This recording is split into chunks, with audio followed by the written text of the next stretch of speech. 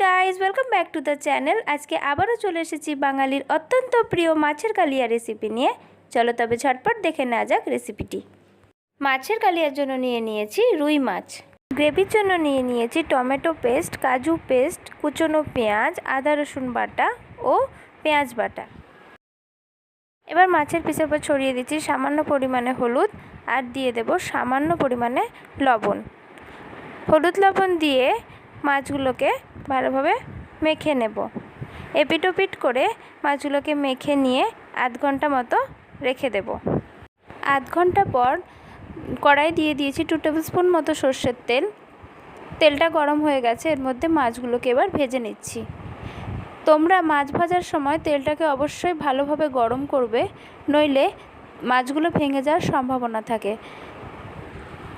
মাছ ভাজার সময় ফ্লেমটা লো টু মিডিয়ামে রেখে মাছগুলো ভেজে নিতে হবে, তাহলে তেলটা গায়ে ছিটবে না আর মাছগুলো খুব সুন্দরভাবে ভাজা হবে। মাছগুলো ভাজা হয়ে এসেছে, এগুলোকে তুলে একটা প্লেটে রেখে দেব। এবার এই মাছ ভাজা একই তেলে দিয়ে দিচ্ছি কুচনো পেঁয়াজ।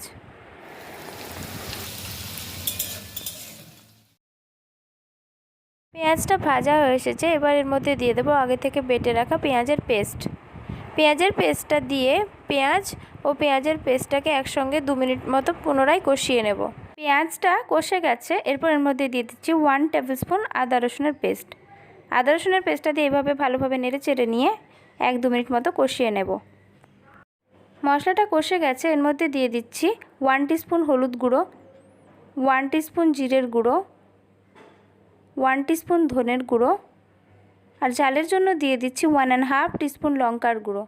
তোমরা চাইলে লঙ্কার গুঁড়োটা তোমাদের ইচ্ছা মতো বেশি কিংবা কম ব্যবহার করতে পারো। আর স্বাদ অনুযায়ী লবণ দিয়ে দিচ্ছি।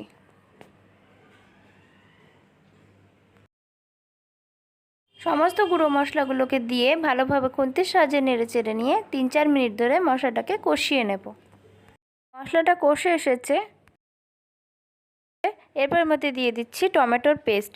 টমেটোর পেস্টটা দিয়ে সম্পূর্ণ মশলাটাকে ভালোভাবে নেড়ে চেড়ে নিয়ে 3-4 মিনিট ধরে আবার কষিয়ে নেব। যে কোনো সবজিতেই তোমরা যদি মশলাটা ভালোভাবে কষিয়ে নাও, তাতে সবজির স্বাদটা খুব ভালো আসে। আর মশলা কষানোর সময় গ্যাসের ফ্লেমটা লো টু মিডিয়ামে রেখে কষাবে, তাতে মশলাটা খুব ভালোভাবে কষা হবে। মশলাটা কষে এসেছে, এরপর আমি এর মধ্যে দিয়ে দিচ্ছি কাজুর পেস্ট। এখানে আমি 10-12টা মতো কাজুকে গরম জলে কিছুক্ষণ ভিজিয়ে রেখে একটা পেস্ট তৈরি করে নিয়েছিলাম। কাজুর পেস্টটাকে দিয়ে এইভাবে নেড়ে চেড়ে নেব। নেড়ে চেড়ে নিয়ে আবার 1-2 মিনিটের জন্য কষিয়ে নেব। তোমরা চাইলে মাছের কালিয়াতে টক দইও ব্যবহার করতে পারো। এরপর আমি এর মধ্যে দিয়ে দিচ্ছি জল। মাছের কালিয়াতে আমি খুব একটা বেশি জল ব্যবহার করব না, কারণ মাছের কালিয়ার খুব একটা বেশি গ্রেভি ভালো লাগে না। এরপর আমি এই গ্রেভির মধ্যে দিয়ে দিচ্ছি ভেজে রাখা মাছের পিসগুলোকে।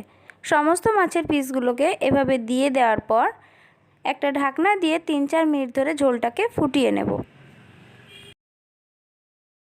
তোমরা বাড়িতে অবশ্যই এই রেসিপিটি ট্রাই করে দেখো, আর ভালো লাগলে অবশ্যই লাইক, কমেন্ট ও সাবস্ক্রাইব করে দিও। আমরা দেখতে পাচ্ছি আমাদের ঝোলটা ফুটে এসেছে। এখন আমরা ঢাকনাটাকে সরিয়ে দেব।